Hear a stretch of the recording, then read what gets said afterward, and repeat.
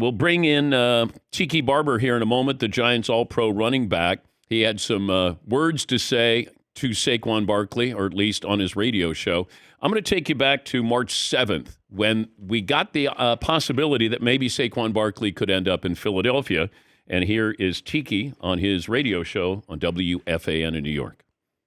The fact that Saquon would even contemplate going to play for that team in Philadelphia is insulting to his Giant history and legacy. Saquon very well not be a New York Giant. I know that Joe Shane is having conversations, but it just doesn't feel like it's going to work out.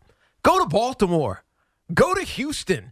Go to LA Chargers. Do not go to the Philadelphia Eagles, because if you do, that appreciation and respect and reverence that we all have for you, Saquon, will be lost. Let's bring in Tiki Barber. This is just good local radio content. Saquon Barkley didn't take it that way. Good morning, Tiki. How would you sum up this back and forth? No, I don't think it's really a back and forth, Dan. As you know, being in the industry as long as you have been, our job is to entertain, to inform, and sometimes get a little bit visceral because that's how the fan is. And they want to express themselves, but they don't often get a chance to call in and talk about it. So we do it for them. And look, that's how Giant fans were feeling about Saquon Barkley. I just happened to be the messenger that got the shrapnel from Saquon. We decided to respond to the one-day story. Are you going to respond to his response where he says that you've been a hater since he got to New York? All the dead to me talk, don't smile in my face when you see me. I smile at everybody, Dan. You know that. You've met me a couple of times.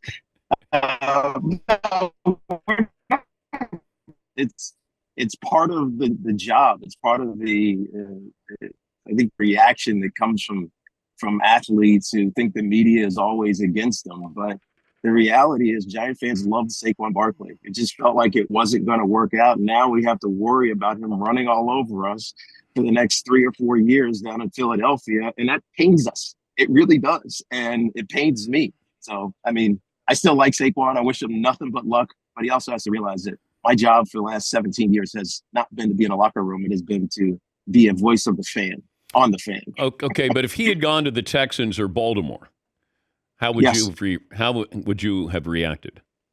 We would have said, good luck. Have a great time. C.J. Stroud's an amazing quarterback. DeMeco Ryans is a fantastic young head coach. You're going to have a ton of success, and it's far enough away from us where we're not going to feel it. I think part of the issue here, Dan, is we're going to feel this. And when they have success, when him and Devontae Smith and A.J. Brown and Jalen Hurts start wreaking havoc on the NFC East again, we're going to see it. We're going to feel it. It's going to be right there. And it's going to bring us back to this moment where he chose the Eagles despite not being able to get a deal done with the New York Giants. It's not his fault. Obviously, it seems like Joe Shane's priorities were elsewhere and restructuring this team, obviously starting with the offensive line and the defensive line, which I think is core to any good organization. But it's just close. It's down the turnpike, right? We're going to see him, and we're going to see him twice a year.